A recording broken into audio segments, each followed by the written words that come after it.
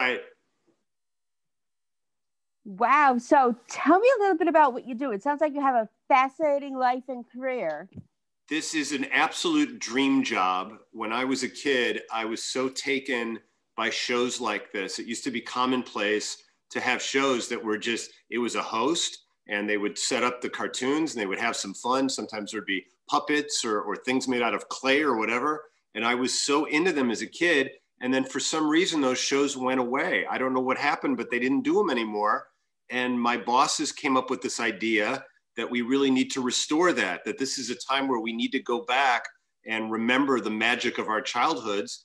And they put this show together, and I was fortunate enough to convince them to hire me to let me host the show. That's incredible. And when you found out you were hired, what was going through your mind? I screamed very, very loudly. It was a long audition process. They auditioned a lot of people, not just for my job, but for the other roles on the show. And they kept pairing us off with different people all the time. And I said to them at one point, I go, look, if I don't get this show, I'm going to be the most jealous person on the planet, because I'll watch it every day and I'll say, I wish so badly that was me. And they laughed. And then eventually I got it, and I did. I found out by way of phone, and I screamed very loudly. That is adorable. And how would you describe your role? They call me the cartoon curator. So the role that I play is a guy who is, much like myself, infatuated with the art of these cartoons, and he watches them all day. And he's got a friend named Toonie, who's a tuna fish, and the two of them kind of trade insults back and forth, but they are very friendly, very loving toward each other. And we've got a whole cast of characters that come in. We're patterned very, very much after SCTV, where on SCTV, it was a network. It was a local Canadian channel, and you got to meet everybody who worked there. And that's kind of what we've done too. We're all the people that are behind the scenes at MeTV, where we run these cartoons. Nice. And what was your favorite cartoon growing up? I had a couple. One of my favorites, the one I never missed on Saturday mornings, was a show called Johnny Quest. Now, we don't have the rights to Johnny Quest, but it was Johnny and his friend Haji and his dad, Dr. Benton Quest, and their friend, and they would just solve these crimes every week that were a little bit on the supernatural side. But I always thought as a kid, that'd be pretty cool to be Johnny Quest, you know? I remember watching the reruns of that when I was a kid. It was a great show. Wasn't it great? Yes, they don't make it like that anymore. Cartoons now are just not the same. Right, I know. Well, you know what went away, Sammy, is there was a block every Saturday morning on all three networks. There were only three at the time, where if you got up anywhere between 7 and 10, you got to watch 3 hours of cartoons. And, you know, that went away. Now, if you watch on a weekend, it's Meet the Press and Face the Nation. I don't know that kids hold that same intrinsic love for those shows that they did for the cartoons. No, I don't think so. I mean, I don't have kids myself. I'm just a very proud auntie, but yes, yeah. Exactly. Yes. I don't know if you have kids, but yeah. I have 2 daughters. Oh, very nice. Are they little or? No, they're 23. They're twins, and they're 23 years old. Nice. But it's really funny because they're very proud. They didn't grow up around this sort of thing, the pageantry of these cartoons, but they see my love for it, and they're very excited about it. Nice, very nice. I like that. And do they have favorite cartoons that they liked when they were growing up? They grew up primarily on Disney, but I've reintroduced them. You know, the cartoons we run on Tune In With Me are a lot of Looney Tunes and Popeye and Tom and Jerry and Elmer Fudd, Bugs Bunny. So they're just discovering those for the first time, and it's really fun to watch them kind of see those for the first time and realize how great they are. I was raised on all those cartoons. My dad's a huge Bugs Bunny fan. Oh. And it broke my heart. I made a Bugs Bunny reference at my main job once, and like nobody got it. Like, what? Yes. What someone asked me a question was, and I'm like, "You might, rabbit, you might," and everyone's looking at me like, "What?" They're like, "What are you talking about?" Well, it's time for everyone to know what those references mean, you know?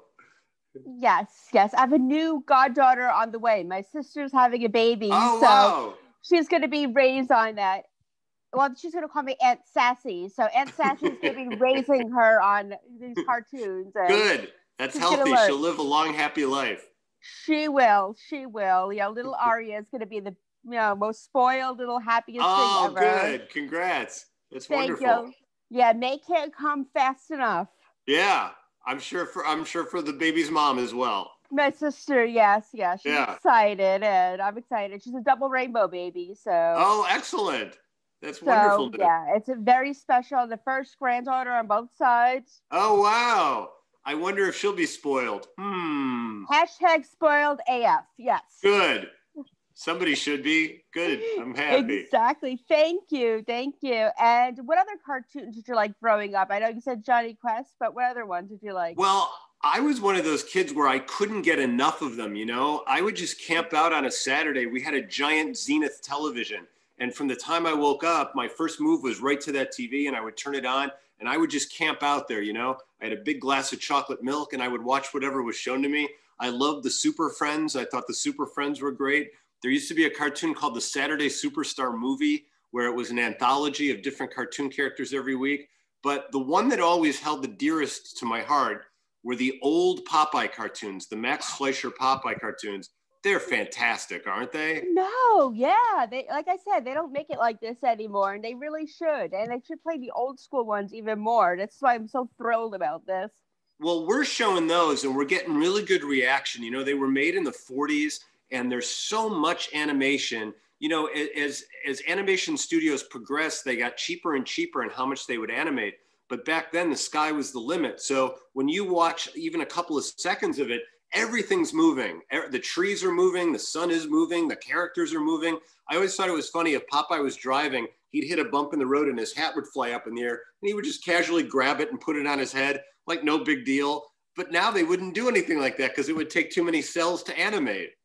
Exactly, yes. But yeah, I love the Looney Tunes and stuff like that. Oh gosh. They're great. Yeah, and Mel Blanc was like a complete American hero.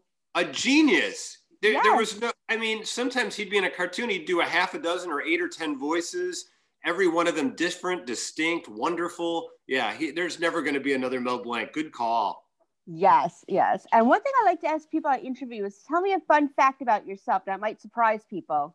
All right. The fun fact about me is I'm a tennis fanatic, and 2 out of the last 4 years, I've been on the Illinois State Championship tennis team. Oh. We go and we play other states. First, you have to get to the state championship, and then you play nationally.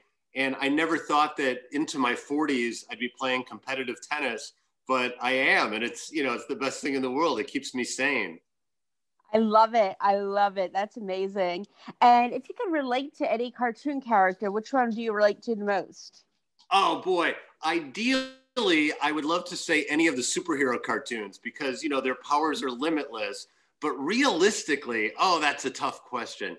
I'm going to go with Johnny Quest from earlier because even though I don't actually solve crimes like Johnny Quest did on a weekly basis, I like to think that if I was pressed, I could solve a crime. I think so. I think we have a new show that we could come up with. I'm in. Maybe we could do a show where you're trying to solve a crime and then we have a cartoon Johnny Quest pop in and you guys kind of work together. I would start that tomorrow. Say the word. I'm there. Let's do it. I'm in too. We're doing this together. I love it. Excellent. Thanks, Sammy. I can't wait. Yes. And one thing I also like to ask is, since we're a TV site, other than cartoons, what are you watching these days? Boy, the thing that moves me the most is Ozark. I was late to the game on Ozark, and I am uncomfortable from the opening credits till the closing credits. I just feel like this family's in peril, and there's nothing we can do to help them. And I was just talking about Jason Bateman the other day. I used to watch Jason Bateman when he was on sitcoms, like in the late 1990s, he was on shows called It's Your Move. And shows like that where it was kind of a one-note thing. And I always thought he was okay on those shows, but the way he's developed as an actor and he could just make you love him and feel for him so much. I'm in awe of that guy. He is incredible. And his sister was an incredible actress too. I would love to see them do something together. Yeah. Wouldn't that be fun? Justine Bateman. Yeah, from Family Ties. Yeah. Right. Mallory. Yes. I watched the I think it's on Netflix or one of the streaming services. They all blend together. They have Family Ties on there, and I just binge watch, and I'm like, I forgot how much I liked it. That's what we used to do in college. We had Nick at Night, and we used to binge watch all those shows. Can I tell you a fun fact about that show? Yes, by all means. The two parents on that show were Michael Gross and Meredith Baxter Burney.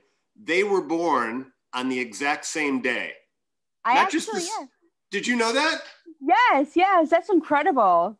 Not just the same day of the year, but the same day of the year on the same year. They were born just hours apart, and then they played the Keatons together on that show. That's phenomenal. Yeah, I know. I mean, I don't think a lot of people know that, but now they'll know watching this. Now they'll know. Yes. Now, did you have a favorite sitcom growing up? Oh, boy. When I was growing up, all right, so Seinfeld started a little late for me. I was just out of college when Seinfeld started.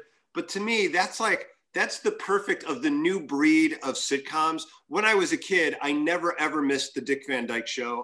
No matter what I was doing at 6:30, I was parked in front of a TV watching the Dick Van Dyke Show. But it just shows you how from one generation to the next, we went from Dick Van Dyke, which was a pretty innocuous, it was cutting edge for the time, but then into Seinfeld, where they just took it in a whole new direction. What a 1-2 punch.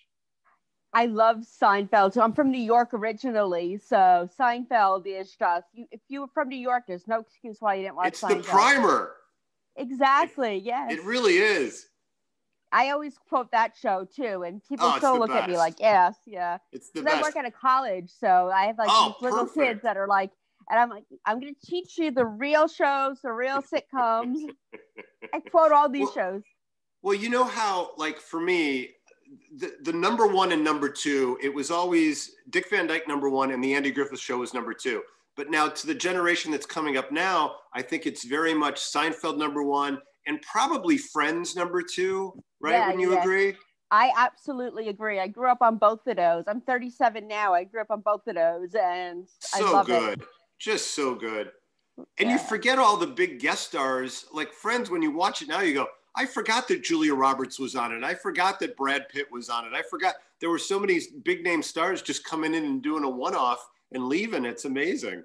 Well, Bruce Willis went on that show because he lost a bet with what's his name, Matthew Perry. Really? They made a movie together, and they're like, okay, if it's the number one, you're gonna come guest star on Friends, and oh, that's so funny. They lost the bet. Yeah, that's great. That's so funny. You know what? We're just catching up now on Brooklyn Nine-Nine. I'd always heard it was funny, but my wife and one of my daughters and I have been watching it. There's no downtime for that show. That's funny every single episode. Every single episode. Exactly. Yeah. They're good. So many good ones. Yeah. I have to watch sitcoms. I mean, I like my dramas, but I need sitcoms in order to keep me sane. So, and my reality shows. I got to have my reality shows. I know you write a lot about The Bachelor and The Bachelorette, don't you? Yes. I know. Everyone makes fun of me for it. They're like, how do you watch this? And I'm like, I big glass of wine, and I'm like, okay, yeah, and I get to be snarky. That's the important part. Oh yeah, but Sammy, doesn't it bother you that more times than not, that couple that pledges their undying love forever and ever and ever, they always break up 8 months after the show? Does that bother you at all? Yeah, because I'm like, you don't even know each other. I mean, you have to at least get to know each other. I was following one of the girls on Instagram that was a Bachelorette. She's like, yeah, we really only spent like a total of, if you put all the hours together, 2 days together. That's it? Yes. And then, they have the fantasy suites. I'm like, you don't know each other. I'm like, you don't even know her. And then, of course, I like my Real Housewives. And I just watch that because I'm like, oh, they have all these pretty things and all the drama. I have a prediction that in the very near future, Andy Cohen will be on any TV. Anytime you turn on a TV anywhere, Andy Cohen will be on that. I don't know how, but he'll pull that off. He's almost there now. Yes, him and Anderson Cooper. I want them to do the show together so badly. I love the Not just New Year's Eve, but all the time. Yes. I remember when they were doing the tequila shots. That was fun. I think after a while they were doing water, but, I can't do that much. Yeah, I would try to be hosting, and I'd be like, it wouldn't work. So where can we all follow you on social media? Well, I have a Facebook page, which is really easy to access. It's just my name, Bill Leff. I do a podcast at least once a week. I was on radio for about 20 years here in Chicago. So my radio partner and I, Wendy Snyder, we still do a show called The Bill and Wendy Show at least once a week, sometimes more.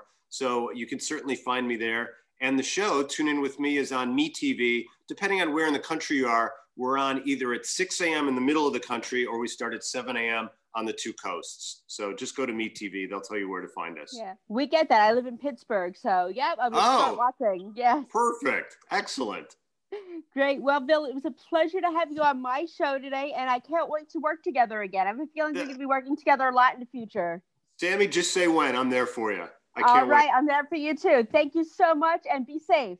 You too. Thanks, Sammy. Take care. Bye-bye. You too. Bye.